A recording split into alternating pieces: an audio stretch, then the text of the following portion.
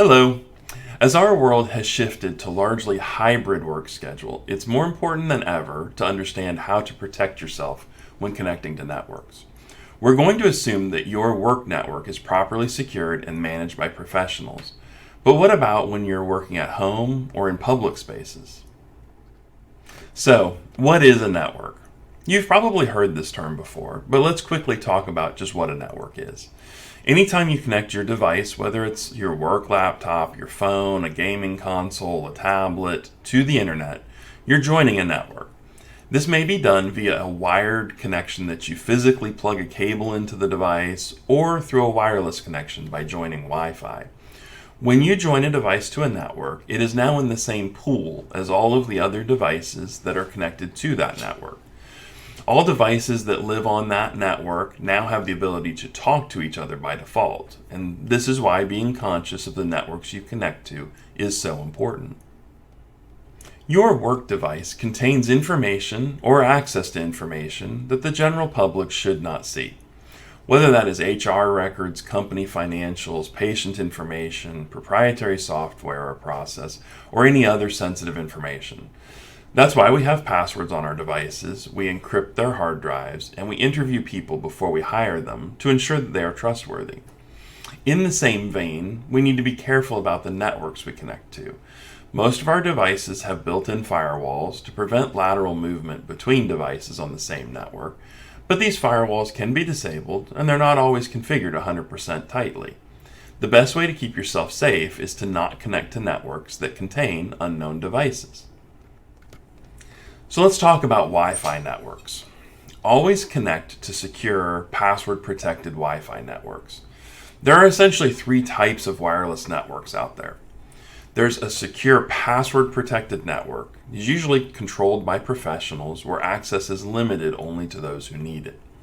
There are those semi-public networks, like a coffee shop that has a password, but it's written on a chalkboard that everyone can see and access.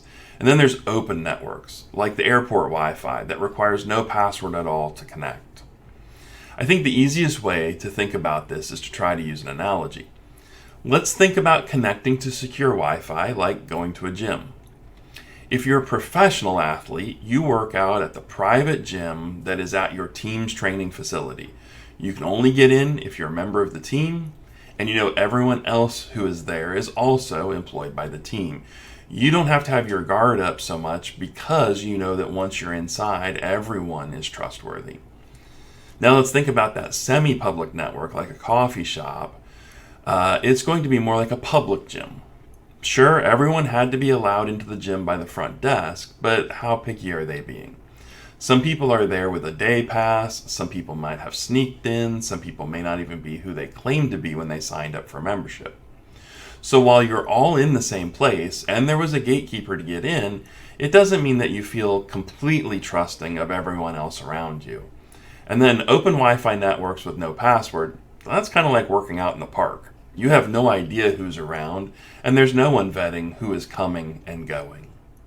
So if you find yourself working from places that don't have a secure network, you should see if your company can provide you with a VPN or a virtual private network. Essentially, a VPN builds a secure tunnel from your device back to your company's firewall, and all of your traffic goes through that. This means that you can be connected to a network that may not be secure, but you know that all of your traffic is secure. A VPN also allows you to connect to things that live inside of your company's network. For instance, if there's a file server in the office, if you connect to a company-provided VPN, you could then access those files without actually being in the office, and do so through a secure mechanism. Keeping your devices updated is crucial, especially when working remotely. Operating system updates often include security patches that fix vulnerabilities. Don't ignore those update notifications. They're there to enhance your device's security. We all get annoyed when our laptop reboots for updates. I know I do. I'm bad about keeping tabs open in the browser of things I'm reading, and they disappear when my laptop reboots. But these updates are extremely important to the safety of your device and in turn to your company. Always enable your device's local firewall. On a work device, this should really be done by your company's IT. So I guess let's say it this way. Don't try to disable your device's firewall. That local firewall controls what can happen laterally on a network between your device and others that are connected to that same network. You don't want to lower those protections or walls, especially not on a network that you can't trust. I hope this helped you understand a little bit more about the importance of safe network connections.